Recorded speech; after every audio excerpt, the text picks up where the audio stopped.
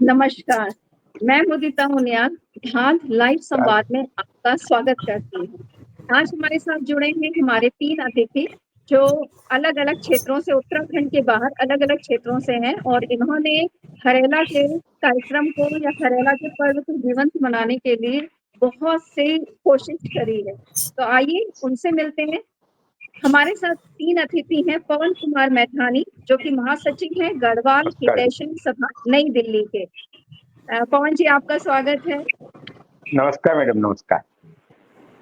दूसरे अतिथि हैं हमारे रमन मोहन कुकरेती जी जो कि अध्यक्ष हैं गढ़वाल भातृ मंडल मुंबई के। नमस्कार नमस्कार। रमन जी और आपका स्वागत है हमारे कार्यक्रम में। बहुत बहुत धन्यवाद। हमारे तीसरे अतिथि हैं दया सागर धस्माना जी जो कि संयोजक हैं हरेला देश दुनिया ढांच से। तो धस्माना जी आपका भी स्वागत है हमारे कार्यक्रम में। मतलब ये जान के नमस्कार।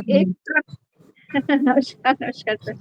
यह जान के बहुत अच्छा लगा है कि उत्तराखंड के बाहर भी जो है हमारे लोक पर्वों को जीवंत रखने के लिए बहुत से लोग ऐसे हैं जो कि इसमें अपना पूरी सहायता कर रहे हैं और कोशिश कर रहे हैं कि हमारे सारे के सारे जितने भी कार्यक्रम हैं सांस्कृतिक से जुड़े हुए, संस्कृति से हमारी जुड़ी हुई वो जीवंत रहें हमेशा और हम उनको बहुत प्यार से मनाएं और जो नई पीढ़ी है उनको भी इसके बारे में जानकारी दें। तो सबसे पहले मैं पवन जी से पूछना चाहूंगी कि आप जैसे उत्तराखंड के बाहर हैं लेकिन आपने नई दिल्ली में इस तरह का कार्यक्रम शुरू किया है, तो सबसे पहले अपने बारे में कुछ बताएं जिससे हमारे दर्शक आपके बारे में कुछ जान पाए। नमस्कार मैडम, मैं पवन कुमार मैठानी, महासचिव गढ़वाल हितैषी सभा और दिल्ली विश्वविद्यालय के पीजीडीएवी शांति कॉलेज में मैं कार्यरत हूँ चीफ लाइब्रेरियन। और आज मतलब गढ़वाल हितैषी सभा से बहुत पुराने समय से मैं जुड़ा हुआ हूँ। इससे पहले मैं 2018 से 21 के कार्यकाल में भी इसका महासचिव रहा और अब 2025 में दोबारा निर्वाचित हुआ और ये हमारा कार्यकाल है। ये मेरा परिचय। मैं पहाड़ में ग्राम झैड़ पौड़ी गढ़वाल तल्ला ढांगू यमकेश्वर ब्लॉक का रहने वाला। तो यमकेश्वर से हमारे बहुत से लोग जुड़े हुए हैं धार में और बहुत अच्छा लगा कि आप दिल्ली के बाहर होते हुए भी हमारे कार्यक्रमों में भाग लेते हैं। आपकी सहभागिता रहती है और आपकी कोशिश रहती है कि हमारी संस्कृति उत्तराखंड गढ़वाल की संस्कृति कैसे बाहर भी जीवंत रहे। अब मैं रमन जी से पूछना चाहूंगी कि अपने बारे में थोड़ा हमारे दर्शकों को कुछ बताएं। नमस्कार, मैं रमन मोहन कुकरेती गढ़वाल भातृ मंडल मुंबई का वर्तमान में अध्यक्ष हूँ और यह संस्था जो है मुंबई में उत्तराखंड की सबसे पुरानी और प्रतिनिधि संस्था के रूप में जानी जाती है। इसकी स्थापना जो है यहाँ पर हमारे बुजुर्गों ने 1928 में की थी और 3 साल के बाद में हम जो है 100 साल मनाने जा रहे हैं। मैं इस संस्था से जो है बचपन से जुड़ा हूँ। मेरे पिताजी इस संस्था के सक्रिय सदस्य थे और मैं भी जो है 1975 के करीब जो है गतिविधियों में भाग लेना शुरू किया मैंने और 1982 से 1992 तक जो है मैं महासचिव रहा और अब जो है मैं 2022 से अध्यक्ष के पदासीन हूँ। मूल रूप से मैं जो है उत्तराखंड में पट्टी मल्ला ढांगू द्वारिखाल ब्लॉक और हमारे गांव का नाम है खमाणा, तो पौड़ी गढ़वाल से मैं बिलोंग करता हूँ और गांव में भी हमारा जो आना जाना रहता है हमेशा और गांव की समस्याओं से हम लोग जुड़े हुए। सर बहुत अच्छा लगा ये जान करके कि आपकी संस्था जो है गढ़वाल भातृ मंडल 100 साल पूरे करने वाली है और आप गढ़वाल के बाहर भी मुंबई में इस मुहिम को जो है हमारी हरेला की मुहिम है उसमें आप सहयोग कर रहे हैं। अब मैं दया सागर जी से कहना चाहूंगी कि वो अपने बारे में कुछ बताएं और हमारे दर्शकों को साझा करें अपनी विचार। नमस्कार, मेरा नाम दया सागर धस्माना है और मैं पौड़ी गढ़वाल में सलीखंड विकास खंड में चोपड़ा कोट पट्टी में पोखरी गांव से हूँ और मैं विभिन्न संस्थाओं से सामाजिक संस्थाओं से जुड़ा हुआ हूँ और धात से करीब 10 साल से जुड़ा हुआ हूँ, लेकिन अभी 3 साल से मैं ये धात का हरेला कार्यक्रम उत्तराखंड के बाहर जुड़ रहा हूँ और सभी जो हमारी प्रवासी संस्थाएं हैं उनसे मेरा बातचीत और संवाद हो रहा है और सभी का बहुत अच्छा रिस्पॉन्स मिल रहा है। और उसका एक एग्जाम्पल आज है कि हमारे साथ में जो बहुत सबसे बड़ी संस्थाएं और सबसे पुरानी संस्थाओं के प्रतिनिधि हमारे साथ में आज मौजूद हैं। मैं उनका भी धन्यवाद करता हूं, उन्होंने अपना समय दिया। धन्यवाद। बहुत सुंदर, आपसे जान के बहुत अच्छा लगा कि आप कितने लंबे समय से हैं और 3 साल से आप हरेला के कार्यक्रम को मना रहे हैं बाहर गढ़वाल उत्तराखंड के बाहर। तो मैं सबसे पहले पवन जी से ये पूछना चाहूंगी कि जैसे आपका जुड़ाव धात से किस तरह से हुआ और हरेला को मनाने का आपके मन में किस तरह का विचार आया, आपकी संस्था के द्वारा इसको करने के पीछे क्या वजह थी और किस तरह से मतलब इसको कार्यान्वित किया गया? जी मैडम, दरअसल जो गढ़वाल इतिश्री सभा है, अभी जैसे रमन जी ने बताया कि 1928 में उनकी मुंबई में स्थापित हुई है। गढ़वाल इतिश्री सभा दिल्ली में 1923 में स्थापित हुई है और ये पिछले साल 2023 में इसने अपने 100 साल पूरे करके शताब्दी वर्ष मनाया और दिल्ली एनसीआर में सबसे बड़ी प्रतिनिधि सभा है। और जब प्रतिनिधि सभा है तो गढ़वाल इतिश्री सभा का दायित्व तो बहुयामी कार्यक्रमों को करने का रहता है। अभी तक जो कई साल पहले मैं हरेला को अखबारों में पढ़ता आ रहा था और हरेला को मैं ये समझता था कि एक क्षेत्र विशेष का कार्यक्रम है, लेकिन जब धीरे धीरे हम इससे जुड़े, ये दयासागर धस्माना जी के माध्यम से जुड़े, उन्होंने अप्रोच करी तो हमने हरेला को पढ़ना शुरू किया और हमें लगा कि जो हरेला की थीम है प्रकृति को हरा भरा करने की थीम है और पर्यावरण को बचाने की थीम है, जो हमारे चंडी प्रसाद भट्ट जी ने, सुंदरलाल बहुगुणा जी ने या गौरा देवी जी ने जो प्रथा शुरू करी थी, वो प्रथा हमारे बुजुर्गों ने मिला, हमारे उत्तराखंड जिसमें सबसे बड़ा प्रतिभाग किया हरेला का ही एक स्वरूप है। वो अलग बात है कि हम अपने क्षेत्र में इसको किसी और रूप में करते हैं। तो हमने ये कहा कि प्रकृति को जो 3 ऋण है, देव ऋण, पितृ ऋण और ऋषि ऋण, तो प्रकृति का ऋण हम कैसे चुकाएं? वनस्पति विश्वदेवा शांति, वनस्पति ओम देवो शांति रक्षकं शांति, पृथ्वी शांति देव शांति। तो पृथ्वी शांति और वनस्पति की जो शांति की हम कल्पना करते हैं वो हरेला की प्रवृत्ति में हमने देखना शुरू किया और हमने कहा कि हमें हरेला में कैसे प्रतिभाग कर सकते हैं, गढ़वाल हितैषणी सभा इसमें क्या भूमिका निभा सकती है। तो हमें लगा कि सबसे आसान है कि आज की दुनिया में, आज के क्षेत्र में, चाहे दिल्ली हो, चाहे उत्तराखंड हो, चाहे मुंबई हो, हर जगह पेड़ काट काट के कंक्रीट के वन का मतलब अर्थात शहरों का विकास हो रहा है। तो हमें नए पेड़ लगाने थी और उस पेड़ को लगाने का तरीका, एक हरेला एक बहाना है, लेकिन असली हमारा प्रकृति को बचाना है और उसमें हमने पेड़ लगाने की शुरुआत इस कार्यक्रम से करी और यही सोच हमारे मन में रही कि हमें प्रकृति के प्रति अपनी धारणा को मजबूत करते हुए प्रकृति को कुछ देना है तो वृक्ष को लगाना है। और ये हमने गढ़वाल हितैषणी सभा दिल्ली ने गढ़वाल भवन पंचकिया रोड जो है उसने इसी धारणा को इस बारी मजबूत किया, क्योंकि इस बारी में मेरे कार्यकाल में ये हमारे सामने आया। तो दयासागर धस्माना जी ने 2-3 दिन पहले मेरे से अप्रोच किया था कि दिल्ली में गढ़वाल हितैषणी सभा दिल्ली एनसीआर की सबसे बड़ी प्रतिनिधि सभा है, यदि ये कोई उस तरह का काम करते तो क्षेत्र में इसका एक मैसेज जाता है, दिल्ली में क्या दिल्ली से बाहर भी इसका एक संदेश जाएगा। तो हमने कोशिश करी और इस बारी हमने 16 तारीख को जो हमारे भूली बहुत बड़ा जंगल है उसके अंदर हमने पेड़ों की लगाने की शुरुआत करी और इसमें उत्तराखंड के जो मुख्यमंत्री हैं पुष्कर सिंह धामी जी के जो मीडिया सलाहकार हैं श्री मदन मोहन सती जी उसमें गेस्ट थे हमारे और दयासागर धस्माना जी भी उसमें उपस्थित थे और हमने 100 से ऊपर पेड़ उस दिन लगाए और अब लगातार लगाएंगे। हमें हरेला पर्व का जो 1 महीना है इसमें हमने अलग अलग क्षेत्र चुने हैं और इस क्षेत्र में जो हमारे गढ़वाल हितैषणी सभा के प्रतिनिधि हैं उनके माध्यम से हम हर क्षेत्र में पेड़ लगाएंगे, यही हमारा कंसेप्ट है।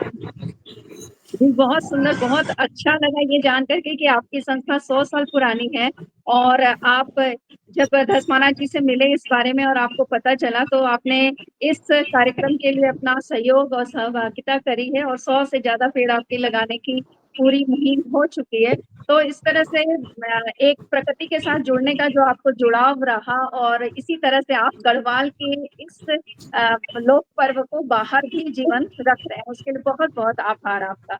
अब मैं धन्यवाद। रमन जी से पूछना चाहूँगी जी, रमन जी से पूछना चाहूँगी कि आप उत्तराखंड के बाहर इस हरेला के प्रयास को किस तरह से जीवंत रख रहे हैं और आप किस तरह से घास से जुड़े इस कार्यक्रम के प्रति?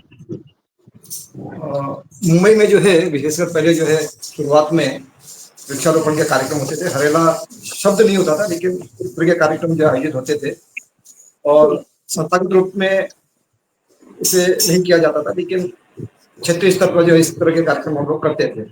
लेकिन विगत 7 सालों से जो है हम इसे हरेला के रूप में मना रहे हैं और कहीं ना कहीं ये जो प्रेरणा जो मिली हमें वो धात से मिली है। धात ने जो इस मुहिम को जो शुरू किया हरेला पर्व के, तो उससे हम प्रेरित हुए और 7 साल से हम जो इसे हरेला के रूप में ही मना रहे हैं मुंबई में। और आपको जानकर खुशी होगी कि यह जो कार्यक्रम है कोविड के दौरान भी जो है हमने इसे मनाया और मुंबई में एक मिसाल जो कायम हुई। हमारे जो सांसद थे उस समय गोपाल शेट्टी हमारे क्षेत्र के, तो उन्होंने जो है इसे काफी बढ़ चढ़कर जो है इसका प्रचार प्रसार किया है कि एक ऐसी संस्था जिसने जो है वृक्षारोपण का कार्यक्रम हरेला जो है कोविड के दौरान भी जो है मतलब जारी रखा। तो यह अभियान जो है हम एक पर्व के रूप में मनाते हैं और ये हमारी जो संस्कृति है उसको प्रकृति से जोड़ने का जो एक माध्यम है उसके रूप में हम इसको जो है मानते हैं। और ये हमारा प्रयास रहता है कि हम हर वर्ष जो है इसे अलग अलग क्षेत्रों में मनाएं।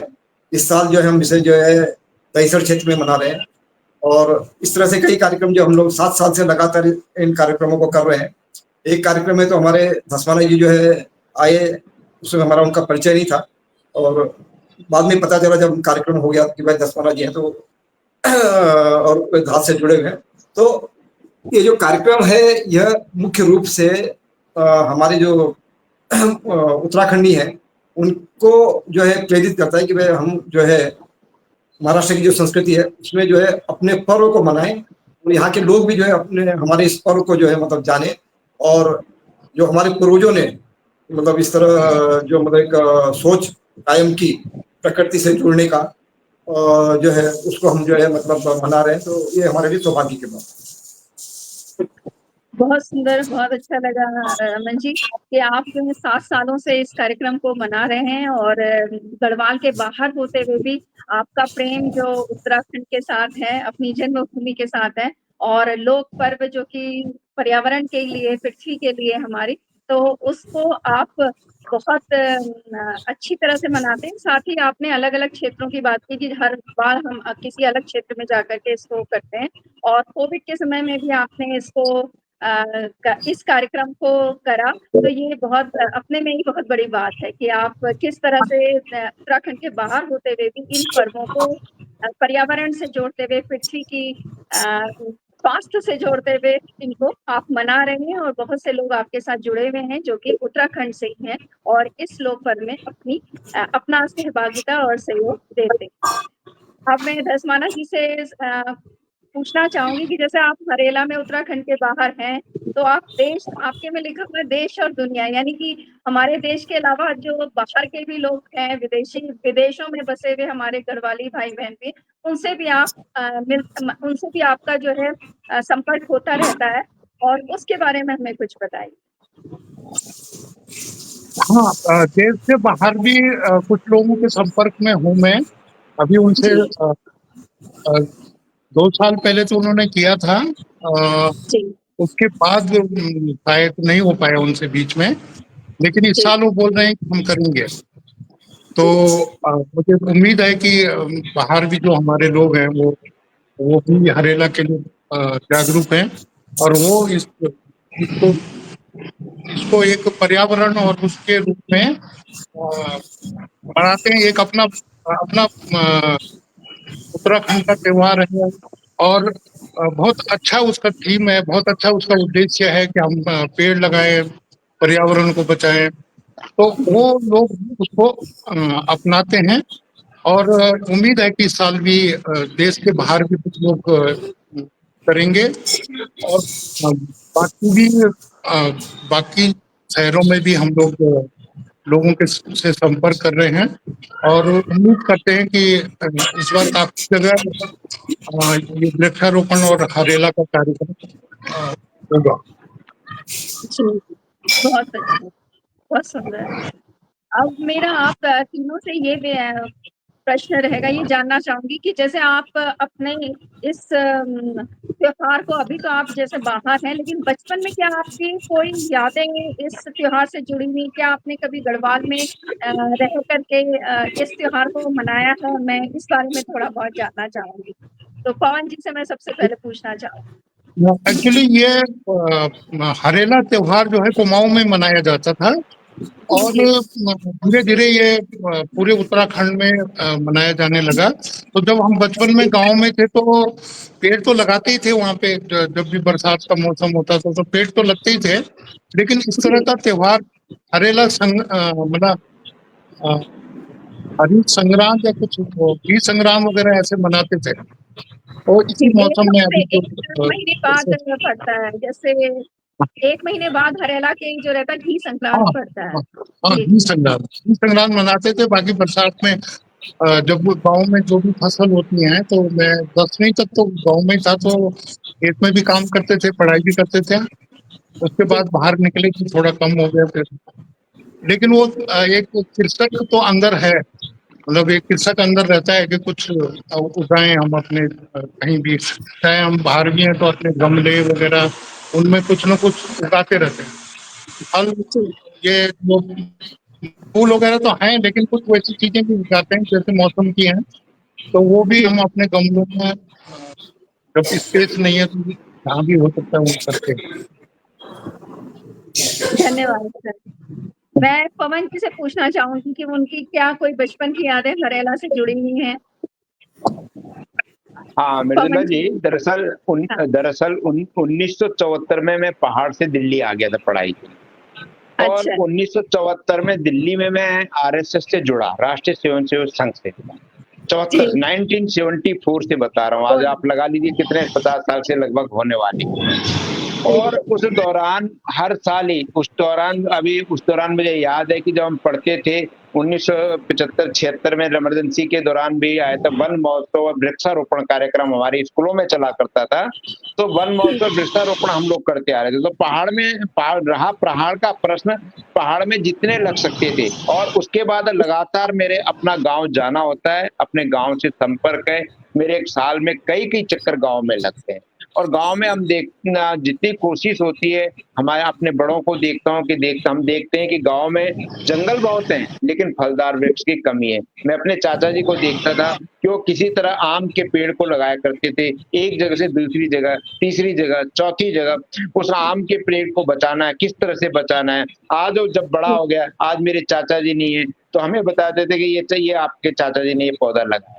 तो मान लो हरेला शब्द कंसेप्ट तो दिल्ली में आके, या हमने बहुत बाद में अब सुना कि जब ये बहुत प्रचलित हुआ, अधिकांशतः ये कुमाऊं में मनाया जाता था, उनका शब्द त्योहार था।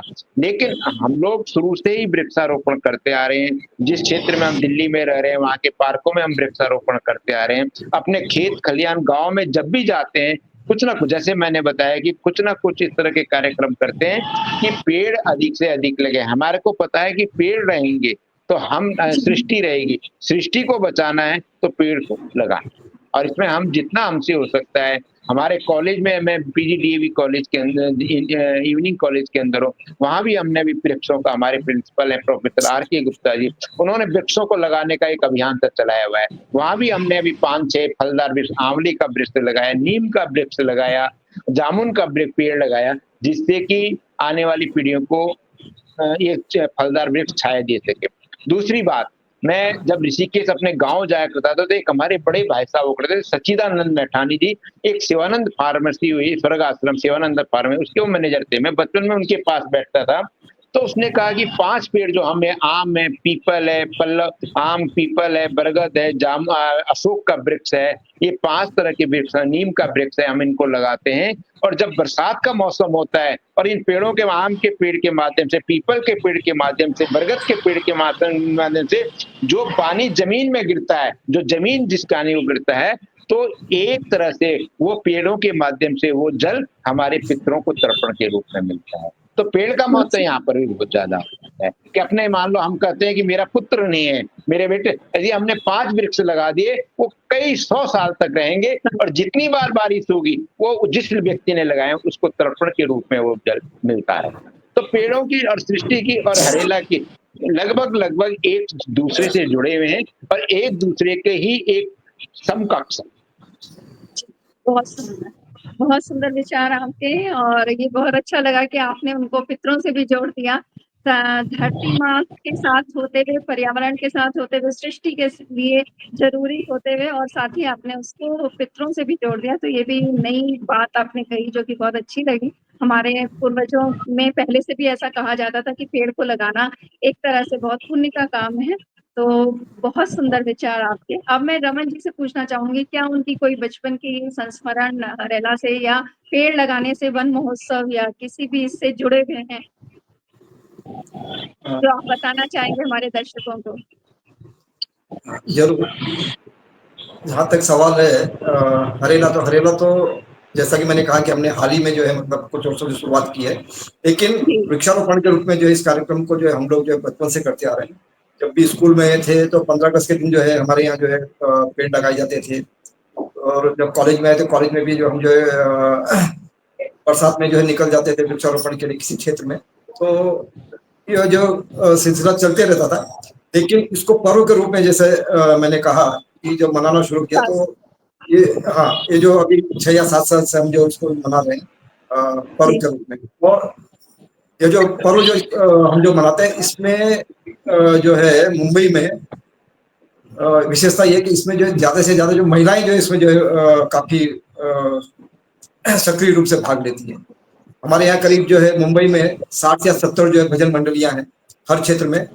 परसों भी जो कार्यक्रम हुआ था, एक शुरुआत जब हुई थी हरियाणा की पहले दिन की 16 तारीख को, तो कम से कम 5-6 भजन मंडलियों ने मिलकर जो है इस कार्यक्रम को मनाया था। तो अब जो है इसे हरेला के रूप में जो है हम यहाँ पे मना रहे हैं। हमारे जो यहाँ पे जो जनप्रतिनिधि है वो सभी जानते हैं कि उत्तराखंड का ये जो लोक पर्व है वो जो है हर साल जो है मनाया जाता है। और जैसे ही बरसात की शुरुआत होती है तो हमें जो संदेश आने शुरू हो जाती है कि आप लोग इस त्योहार को कहाँ पर मना रहे हैं इस साल। तो ये जो एक हमारी एक मतलब कहना पड़ेगा कि जो हमारे उत्तराखंडी है उनकी एक सोच की जो है विजय है कि लोग जो है अब हरेला को जो है मतलब उसका इंतजार करते हैं हर साल। जहाँ तक सवाल है बचपन में, तो बचपन में हम गांव में जाते थे। मेरा गांव जो है जैसा मैंने कहा समाना मेरा गांव है, द्वारीखाल ब्लॉक है। और यहाँ पर जो हमारे गांव की एक विशेषता है, जैसे मिठाड़ी जी भी जानते होंगे, हमारे यहाँ जो है हमारे बुजुर्गों ने कम से कम सैकड़ों पेड़ जो है एक विशेष क्षेत्र में लगाए, उसे जो भगवान करके कहते हैं। और इसी उसमें जो है सैकड़ों आम के पेड़ है। क्वालिटी उनकी इतनी अच्छी नहीं है, जंगली पेड़ है, लेकिन इसके बावजूद जो है जब आम के फल लगते हैं तो हमारे अड़ोस पड़ोस के जितने भी गांव होते हैं वहां से लोग आते हैं, बोरियां भर भर के जो आम लेके जाते हैं। तो ये हमारे गांव की एक विशेषता रही है कि हमारे बुजुर्गों ने जो है पर्यावरण को बचाने के लिए जो है सैकड़ों पेड़ आज भी जो है वहां पर जीवंत है। हमारे जो परिवार से देहरादून के जो महंत जी थे इंद्रेश चरण दास जी, उनका जो मकान है, उनका जन्म स्थान भी खमाना, जैसे मैं आपको बताना चाहूंगा। तो उनका जो मकान है वो जो पूरा जो है इसी बगीचे के बीच में बना हुआ है। आज भी जो प्रकृति गोद में जब भी हम जाते हैं देखते हैं तो उनका जो जन्म जो जहाँ पर हुआ था जिस मकान में इंद्रेश चरण दास जी, उनका जो है गाँव का नाम जो श्रीधर कुप्रीति था। तो आज भी जो मकान जो है अकेला मकान है, गाँव से थोड़ा दूर है और उसी बगीचे में बना हुआ है। और आज भी हमारे बुजुर्गों की जो मतलब एक उन्होंने जो मेहनत की, उन्होंने जो मतलब सोच की, उसको जो जीवंत रखे हुए हैं। ये जो त्योहार है इसे मुख्य रूप से जैसे कि मतलब लोगों ने कहा कि ये जो है पहले कुमाऊं क्षेत्र के रूप में ही पहचाना जाता था। मुंबई में भी हम इसे इसी तरह से मानते थे कि कुमाऊं का त्योहार है। और इसे जो है मतलब कुमाऊं वाले ज्यादा मनाते हैं। लेकिन धीरे धीरे जो ये जो है मतलब लोगों की जो एक आशंका जो खत्म हो गई, और अब इसे जो है हर उत्तराखंडी जो मना रहा है। हिमाचल में भी जो है इस त्योहार को मनाया जाता है हरियाली के रूप में, और बाकी जगह, लेकिन बाकी जगह जो वृक्षारोपण के रूप में इसको मनाया जाता है। तो हमारा ये प्रयास है, और मैं धात से भी चाहूंगा कि इस त्योहार को जो है इस तरह से पर्यावरण से जोड़ के मनाया जाए कि इसको जो अंतर्राष्ट्रीय स्तर पर जो है मतलब ख्याति मिले। तो यदि हम इसी तरह से सक्रिय रहे, इसी तरह से कार्यक्रम करते रहे, तो कुछ वर्षों में जो इसको जो अंतर्राष्ट्रीय ख्याति मिल सकती है, और इस त्योहार को हर प्रांत के लोग, हर व्यक्ति, हर जो है लोग उसको जो है मनाएं और हरेला के रूप में मनाएं। तो ये जो है हमारे लिए जो एक उत्तराखंडी जो पर्व है उसकी जो अंतर्राष्ट्रीय ख्याति के रूप में जो है एक मान्यता मिल जाए, ऐसी मैं मेरी सोच है। बहुत सुंदर, बहुत अच्छा आपने विचार प्रकट किया है कि ये जो है इसका इस तरह से हो कि अंतर्राष्ट्रीय स्तर पर इसको मनाया जाए और सभी लोग इसके महत्व को समझे। एक जैसे कि हम लोग में अभी थोड़े साल पहले ही शुरू हुआ है योग दिवस, विश्व योग दिवस। तो उस तरह से इस पर भी प्रयास किया जा सकता है कि हर क्षेत्र का, हर जगह का व्यक्ति जो है इसको एक नियमित समय पर जो है करे। जैसे कि सावन का मास जो रहता है वर्षा का है हमारे क्षेत्र में, और इस समय सारी प्रकृति जो रहती है पूरी तरह से प्राकृतिक सौंदर्य से भरी पूरी रहती है और हर जगह हरियाली सी छाई होती है। शायद ये सोचते हुए ही हमारे पूर्वजों ने हरेला के बारे में सोचा होगा, और सोचा होगा ये सही समय है, उपयुक्त समय है जिस समय हम पेड़ पौधे अगर लगा भी दें। वैसे भी ये होता है कि अगर कोई शब्स वगैरह होती हैं, झाड़ियां होती हैं, अगर उनको काट करके लगा दें तो इस समय पर वो जड़ पकड़ लेती हैं बहुत आसानी से, क्योंकि हर तरह से हवा, पानी और धूप सभी कुछ जो रहती है वो पौधों के उगने के लिए अनुकूल होती है। तो इस तरह से ये बहुत अच्छी आपने बात करी कि इसको हम विश्व स्तर पर भी ले जा सकते हैं, बिल्कुल, क्योंकि ये है ही हमारे पर्यावरण से जुड़ा, हमारी प्रकृति से जुड़ा, हमारी सृष्टि से जुड़ा, और हमारे आगे आने वाले बच्चों के भविष्य के लिए भी बहुत आवश्यक है। बहुत सुंदर विचार आप सबके थे। अब मैं आपसे ये जानना चाहूंगी कि आप धात के इस प्रयास को किस रूप में देखते हैं? सबसे पहले मैं धस्माना जी से ही पूछना चाहूंगी।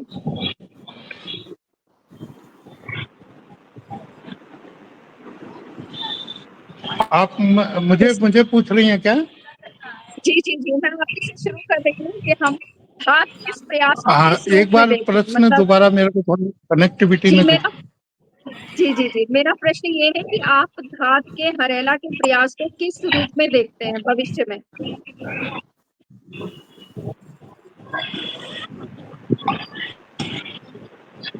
थोड़ा कनेक्टिविटी में दिक्कत है। मेरी आवाज आ रही है आपको? हाँ जी, आ रही है। मेरी आवाज आपको आ रही है?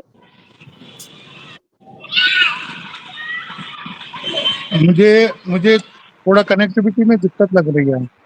कोई बात नहीं, हम आपके पास फिर से आएंगे। मैं पवन जी से पूछना चाहूंगी कि आप धात के इस प्रयास को किस रूप में देखते हैं, और आपको क्या लगता है कि आगे हम सबका प्रयास, जिसमें कि आप भी जुड़े हुए हैं, बहुत से ऐसे लोग जो कि उत्तराखंड के बाहर हैं और इस हमारे धात के प्रयास से जुड़े हुए, तो आपको इसका स्वरूप क्या लगता है, इसका भविष्य क्या लगता है? बहुत अच्छा प्रश्न है आपका मैडम। हाँ, बिल्कुल, आपने बहुत अच्छा प्रश्न किया है। देखिए, किसी भी कार्यक्रम को आगे बढ़ाने के लिए किसी न किसी को आगे आना पड़ता है। आप मुंबई में रहते हैं, महाराष्ट्र में रहते हैं, आज महाराष्ट्र का गणेश चतुर्थी बहुत बड़ा त्योहार बन गया है, पूरा देश ने इसको आत्मसात कर लिया है। लेकिन कभी बाल गंगाधर तिलक ने अंग्रेजों से लोहा लेने के लिए, अंग्रेजों के विरोध में अपने क्षेत्र की जनता को एकत्रित करने के लिए गणेश चतुर्थी की शुरुआत की थी लोग गंगाधर तिलक ने, और धीरे धीरे आज गणेश चतुर्थी अब आने वाला है, पूरा बम्बई उसमें डूब जाता है ना। तो ऐसे ही धात भी एक प्रतिनिधि सभा है, और धात को मैं आज से नहीं जानता, जब उत्तराखंड का आंदोलन चला था तो पूरे देश के अंदर दिल्ली की मतलब उत्तराखंड तो बना ही नहीं था, तब नाम ही नहीं था उसका। एक दस्तावेज निकालने में सबसे बड़ी पहल की थी धात ने। उत्तराखंड की क्या परिसंकल्पना होनी चाहिए, लोकेश नवानी जी उसमें थे। तो लोकेश नवानी जी से कई बार लगातार मिलना होता रहा, और अब जैसे गढ़वाल हितैषणी सभा है दिल्ली के अंदर, तो गढ़वाल हितैषणी सभा किसी कार्यक्रम को अपने हाथ में लेती है तो उसका एक संदेश जाता है, क्योंकि संस्थाएं जब बड़ी लेवल की संस्थाएं किसी बात को कहती हैं तो समाज की बात कही जाती है। ऐसी दहाद ने धीरे धीरे मैंने बहुत सारी चीजें देखी हैं दहाद की, कि दहाद ने आज 2-3 साल पहले भी दहाद ने हमसे रिक्वेस्ट की थी, लेकिन हमें लगा कि यार ये तो संस्थाएं बोलती रहती हैं पेड़ लगाना है। लेकिन जब मैंने गत वर्षों से कई पिछले सालों से देखा कि ये बड़े गंभीर हैं, पूरा उत्तराखंड, पूरा देहरादून में देख रहा हूँ, पूरा उत्तराखंड में देख रहा हूँ, जगह जगह दहाद का एक प्रोग्राम चल रहा है। और अब इन्होंने वृक्षों को लगाने के लिए, किसानों को उसका लाभ पहुंचाने के लिए इसको उत्पादकता से जोड़ दिया कि किस तरह से हम किसान को भी लाभ दें। तो दहाद की एक अच्छी पहल है, और दहाद की ये हमेशा कोई भी अच्छी पहल होती है उसको समय, एक विश्वव्यापी बनने में समय लग सकता है, लेकिन उनका उद्देश्य अच्छा है और पहल अच्छी है। यदि दहाद पहल नहीं करते तो हरेला के प्रति हम इतने गंभीर भी ना होते। हम सोचते ये तो यार उनका त्योहार है, जी राजा वाली जो बात है, जो उनका वो कहते हैं कि हम हरेला दवा उगाते हैं और उसको लगाते हैं, उसी को मानकर चल लेते। लेकिन जब प्रकृति संरक्षण की बात किसने करी? दहाद ने करी, कि हमें पेड़ लगाने हैं, जंगल बचाने हैं। और इन दोनों के साथ साथ दहाद की सबसे बड़ी सुंदर परिकल्पना ये है कि किसान को इससे जोड़ दिया है। किसान को जोड़ा किस रूप से? उत्पादन, कि किसान को भी लाभ पहुंचे उनके इस उससे। तो ये दहाद की परिकल्पना बहुत सुंदर है, बहुत बढ़िया है, और हम निश्चित रूप से जिस तरह से वो आगे बढ़ रही है, मैं आपको विश्वास दिलाता हूँ कि जैसे आज दिल्ली में, आज जब हमने परसों गढ़वाल हितैषणी सभा ने गढ़वाल भवन में इस फंक्शन को किया, पूरे दिल्ली एनसीआर के मीडिया ने इसको बहुत बड़े व्यापक रूप से कवर किया है। इसको बड़े छापा, पूरे अखबार भरे पड़े हैं कि गढ़वाल हितैषणी सभा ने वृक्षारोपण किया हरेला पे। तो दूसरे जो लोग सोचते थे कि गढ़वाल हितैषणी सभा तो गढ़वाल की बात करती है, हमने उनसे कहा कि गढ़वाल की बात नहीं करती, हम देश और राष्ट्र राज्य की बात करते हैं, हित की बात करते हैं, जनहित की बात करते हैं, आम सभा से जुड़े, आम जनता से जुड़े मुद्दों की बात करते हैं। हरेला भी इन मुद्दों में से एक है। तो निश्चित रूप से इसकी प्रेरणा हमें दहाद से मिली, और दहाद के माध्यम कौन बने? दयासागर दत्त। तो इनको भी मैं बधाई देता हूँ और धन्यवाद। बहुत बहुत आभार आपका कि आप दहाद के इस प्रयास को इस रूप में देखते हैं, और साथ ही बहुत अच्छा लगा कि आपने भी हमारी इस बात को समझा कि दहाद केवल किसानों पेड़ लगाने से नहीं है, उसको उत्पादकता और किसानों से जोड़ने के लिए भी एक अपना प्रयास कर रहा है।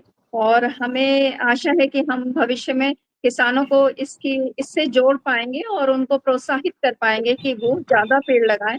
और जैसे कि हमारे गढ़वाल में ज्यादातर ऑर्गेनिक खेती पर विशेष जोर दिया जाता है, तो वो भी स्वास्थ्य के लिए बहुत बढ़िया है। अब मैं रमन जी से जानना चाहूंगी कि जो ये हरेला के प्रयास है, क्या वो इससे सहमत हैं और वो इसे भविष्य में किस रूप में देखना चाहते हैं? हरेला जो है अपने आप में जो प्रयास है वो काफी सराहनीय है, और मैं जो है एक बार फिर जो है दहाद संस्था को जो है धन्यवाद देता हूँ कि उन्होंने जो है इस मुहिम को शुरू किया, और ये जो मुहिम है ये चलती रहे। ये जो है मतलब कहीं ना कहीं पे हम सभी का जो प्रयास होना चाहिए। तो मैं एक विशेष रूप से कहना चाहूँगा कि पौधे लगाना एक प्रक्रिया है और वो होती रहती है, लेकिन आज का जो समय है वर्तमान में पौधों का संरक्षण होना जो बहुत जरूरी है। पौधे लगने के बाद में यदि अगर उसका संरक्षण नहीं होता है तो यह प्रक्रिया कहीं ना कहीं पे जाके जो समाप्त हो जाएगी। आज गांव में जो है लोग पौधे लगाने के लिए तैयार है, खेती करने के लिए तैयार है, लेकिन उनकी व्यवस्था यह है कि जो जंगली जानवर है, बंदर है, सुअर है, वो जो है आके जो है उनकी खेती नष्ट कर देते हैं, पौधों को जो नष्ट कर देते हैं। तो इस समस्या से किस तरह से छुटकारा मिले, इसके लिए भी दहाद को प्रयास करना चाहिए। विशेषकर मैंने देखा कि जो हमारा जो पौड़ी गढ़वाल है, मैं तो जो पूरा उत्तराखंड घुमा हुआ हूँ, ये जो मतलब हर क्षेत्र में जाने का मौका मिला है, घुमाऊंगा, तो मैंने देखा कि चमोली गढ़वाल है, टिहरी गढ़वाल है, यहाँ पर काफी जो है लोग जो है आज भी गांव से जुड़े हुए हैं, कृषि से जुड़े हुए हैं।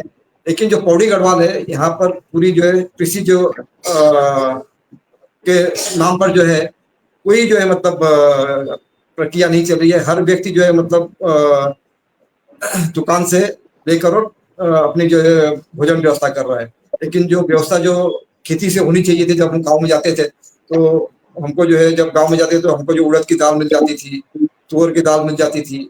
इस तरह के जो मतलब खाद्यान्न हमें जो मतलब कहीं ना कहीं उपलब्ध थे। आज जो है हमें विवश होकर जो है अगर 15 दिन के लिए जाना है तो 15 दिन का पूरा खाना मसाला वगैरह लेके जो पूरा जो मतलब गाँव में जाना पड़ता है। तो यह समस्या जो है उसका हल यही है कि वहाँ का उत्पादन जो है वहाँ के लोग वहाँ पर प्रेरित हो और उसमें जो है कुछ न कुछ उनको लाभ मिले। आज ये है कि जितनी मेहनत अगर वो करते हैं और उसका फायदा उन्हें नहीं मिल रहा है तो आदमी हताश होकर बाद में धीरे-धीरे हर चीज को छोड़ देता है। तो पौड़ी गढ़वाल में तो विशेषकर मैंने देखा कि इस तरह की जो है लोग जो है काफी हताश है, काफी हैं और कृषि से जो है उनको कोई उम्मीद नहीं रह गई है। तो धात को कहीं न कहीं जो है इस मुहिम को जो है हाथ में लेना चाहिए कि हर गाँव में जो है इस तरह का प्रयास किया जाए कि लोग जो है खेती करें, खेती का संरक्षण हो।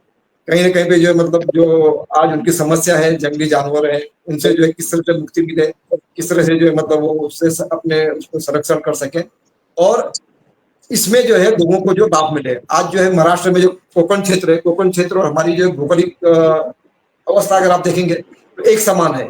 वहाँ भी जो है सीढ़ीनुमा खेत है, उसी तरह से जो है मतलब पानी की समस्या है। आज जो है कम से कम जो है गढ़वाल में पानी की समस्या नहीं रह गई। हर गाँव में जो घर-घर में जो है पानी है, घर-घर में बिजली है। तो वो समस्या तो खत्म हो गई है।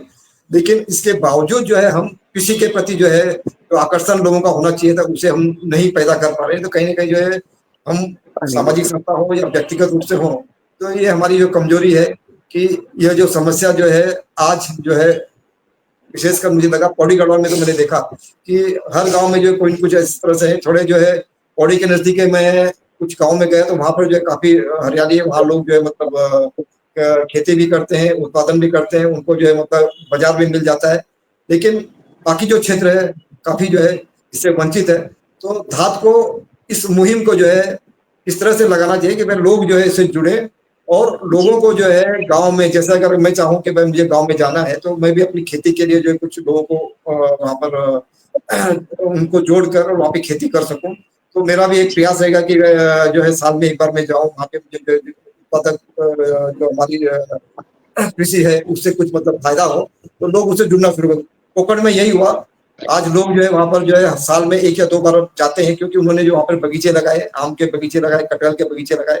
तो उनको जो है कृषि जो है वो जो है एक प्रॉफिट के रूप में जो है उनके लिए जो है मतलब सामने आई और लोग उससे जुड़कर जमीनें ले रही हैं और बागवानी करके जो है इस मुहिम को जो है वहाँ पे जो उन्होंने कमर्शियल कर दिया है।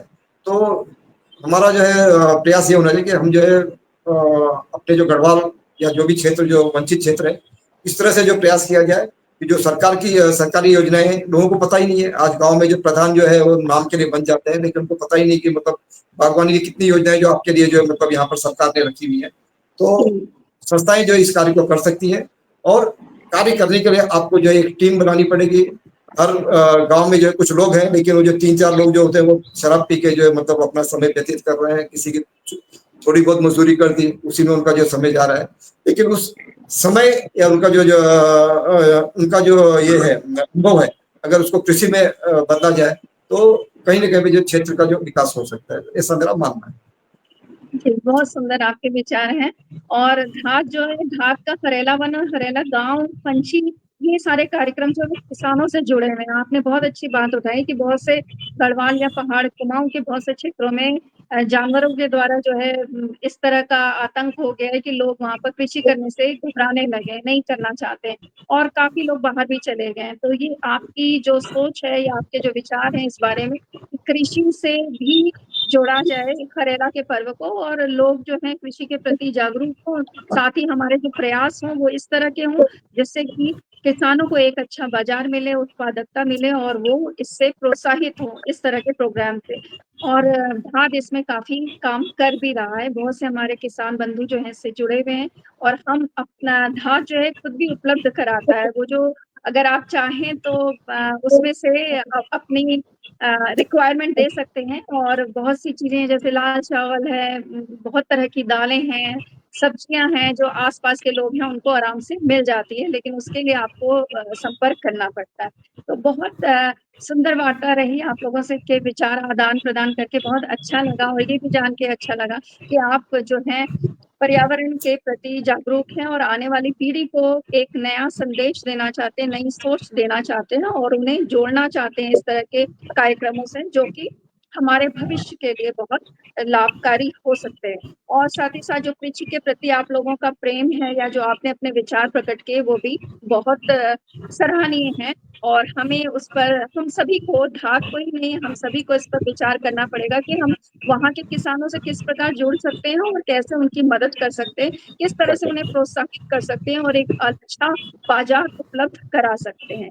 तो आप सभी का बहुत-बहुत धन्यवाद। साथ ही मैं अपने इस कार्यक्रम को देखने वाले बहुत से दर्शक जो कि धात से नहीं जुड़े हैं और वो पहाड़ के किसी भी कार्यक्रम से जुड़ना चाहते हैं, साथ ही अगर किसी तरह की आवश्यकता उनको है, किसी फल की या जो है फल, सब्जी या अनाज से जुड़ी हुई कोई भी आप पदार्थ को उपलब्ध करना चाहते हैं, तो आप धात से संपर्क कर सकते हैं। हमारे जो वीडियो है इसमें बहुत से नंबर दिए हुए हैं, वेबसाइट है, आप उस पर जा करके इस कार्यक्रम से भी जुड़ सकते हैं और अपनी, अगर आपकी कोई चीज की जानकारी चाहते हैं तो वो भी आप जानकारी ले सकते हैं। तो बहुत-बहुत धन्यवाद आप सभी को इस कार्यक्रम में जुड़ने के लिए। मुझे थोड़ा बोलना है। अच्छा, जरूर। हाँ, जैसे रमन जी ने बताया, पौड़ी के बारे में बताया, तो इस बार धात का जो हरेला कार्यक्रम है, ये पौड़ी के किसानों को सपोर्ट करने के लिए हमारा जो लक्ष्य है वो 5000 पौधे हम पौड़ी के किसानों को भेंट करना चाहते हैं।